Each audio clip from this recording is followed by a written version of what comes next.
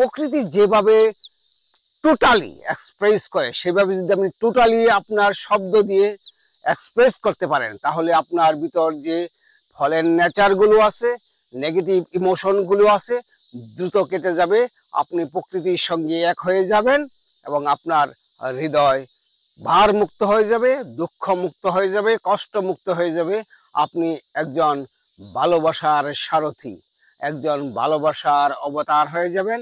আপনার একটা জিনিস লক্ষ্য করেছি যে পৃথিবীর সমস্ত ধর্মেই, পৃথিবীর অধিকাংশ ধর্মেই প্রার্থনাকে নীরবতার সাথে প্রার্থনা করতে বলা হয়, এবং মানুষ কিন্তু গুনগুন করে প্রার্থনা করার সময় মনে মনে প্রার্থনা করে, ভাবে যে এটাই বোধহয় সবচাইতে শক্তিশালী বিষয়।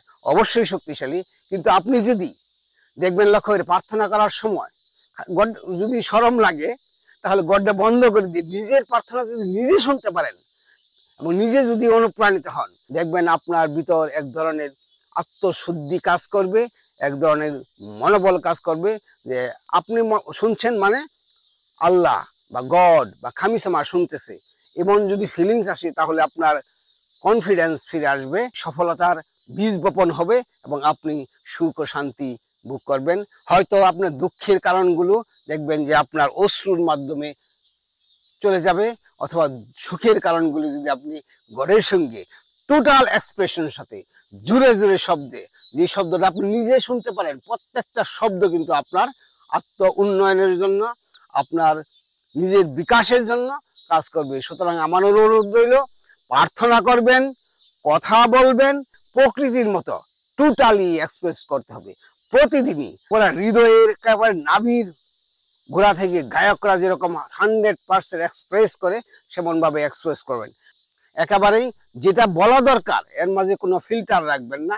যদি ফিল্টার রাখেন, তাহলে কিন্তু আমরা বাস্তবতার সঙ্গে, প্রকৃতির সঙ্গে, মানুষের সঙ্গে, খামিসামার সঙ্গে, আমরা মাল্লার সঙ্গে আমরা যুক্ত হতে পারবো না। তো একটা কথা আমি সবসময়ই বলি, সেটা হলো ইউনিটি সেভিং দ্য পিপুল।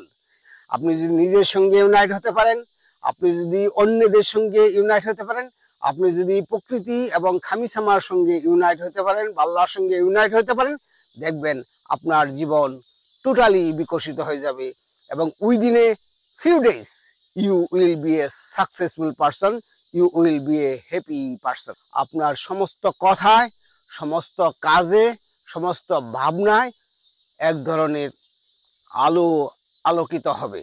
শুধু এই আলোতে শুধু আপনি নিজে আলোকিত হবেন না, আপনার আলো দেখে সবাই আপনাকে স্মরণ করবে, সবাই আপনাকে ফলো করবে।